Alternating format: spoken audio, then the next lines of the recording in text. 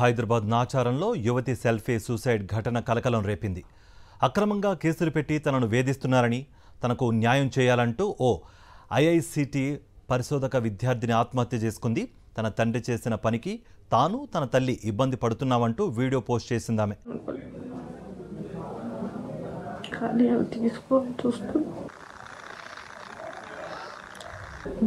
తప్పు చేస్తాను అనుకోకండి, కరెక్ట్.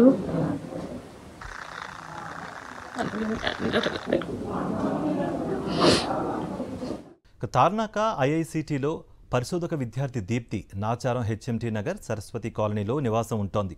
తండ్రి సంగీతారావుతో విభేదాలు రావడంతో తల్లితో కలిసి వేరుగా జీవిస్తోంది. ఐజీ ఆఫీస్లో కానిస్టేబుల్గా పనిచేస్తున్న బిల్లా అనిల్ తన భార్యకు ఐఐసిటిలో అవుట్సోర్సింగ్ ఉద్యోగం ఇప్పించాలని సంగీతారావును కోరాడు. అందుకోసం సంగీతారావుకు 15 లక్షల రూపాయలు ఇచ్చినట్లుగా చెబుతున్నాడు. ఈ విషయం దీప్తికి కూడా తెలియదు. ఇచ్చిన మాట ప్రకారం సంగీతారావు ఉద్యోగం ఇప్పించకపోవడంతో డబ్బులు తిరిగి ఇవ్వాలని కోరాడు. అయినా స్పందించకపోవడంతో సంగీతారావుతో పాటు ఆయన కుమార్తె దీప్తిపై నాచారం పోలీస్ స్టేషన్లో ఫిర్యాదు చేశారు అనిల్, అతని భార్య అనిత.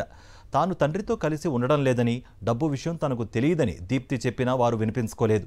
తమకు డబ్బు ఇవ్వాల్సిందేనని పట్టుబట్టారు. దీంతో మనస్తాపానికి గురైన దీప్తి సెల్ఫీ వీడియో తీసుకుని ఆత్మహత్య చేసుకుంది. అనిల్, అతని భార్య అనిత వేధింపుల వల్లే తాను సూసైడ్ చేసుకుంటున్నానని వీడియోలో వాపోయింది. ఆమె తల్లి ఫిర్యాదుతో కేసు నమోదు చేసిన పోలీసులు దీప్తి సెల్ఫీ వీడియోను స్వాధీనం చేసుకున్నారు. మృతురాలి తల్లి ఫిర్యాదు మేరకు అనిల్, అతని భార్య అనితను అదుపులోకి తీసుకుని విచారిస్తున్నారు పోలీసులు.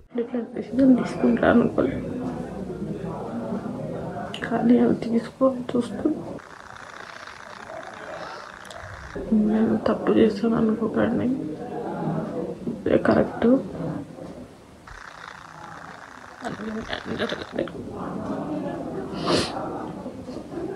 కష్టపడి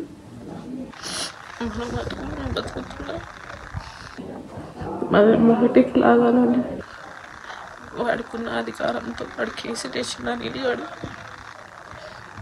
వేసిన కేసులు తప్పని అందరూ తెలుసుకుని అందరం ఎవరు హెల్ప్ చేయట్లేదు. మరి ఎక్కడికి వెళ్ళినా డబ్బులు కట్టినట్టు కానీ మనం నిజంగా తీసుకున్నామా లేదా అని ఎవరు చూడట్లేదు.